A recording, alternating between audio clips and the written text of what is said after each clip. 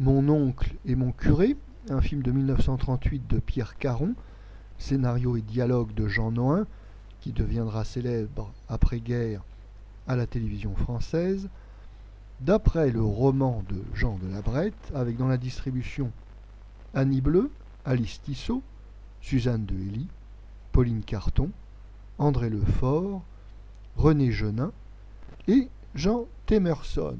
Le sujet: une jeune provinciale, avec l'aide de son oncle, c'est-à-dire André Lefort, et celle de son curé, René Genin, parvient à fausser compagnie à une tante acariâtre, il s'agit bien sûr d'Alice Tissot, et à épouser l'homme de son cœur. Notre avis: il convient tout d'abord de préciser que ce film, tiré d'un roman de Jean de La Brette, n'a rien à voir avec une série de 2 films, Mon curé chez les riches et Mon curé chez les pauvres, tirés du roman de Clément Vautel. Mon curé chez les riches a été adapté 3 fois au cinéma, en 32, 38 et en 52 dernièrement avec Yves Degnaud, et Mon curé chez les pauvres en 56 avec toujours Yves Degnaud. Indépendamment de ces précisions, la recette est toujours la même, et la seule originalité de ces petites comédies est d'introduire en personnage central un curé sympathique qui va s'efforcer de dénouer les fils d'une petite intrigue amoureuse. La popularité de ces petits films repose avant tout sur la popularité de leurs acteurs auprès du public.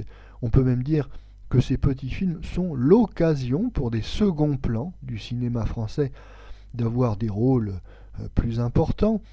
C'est ainsi que ici le rôle du curé est interprété par René Genin, que l'on voit très régulièrement sur les écrans, mais dans des rôles secondaires.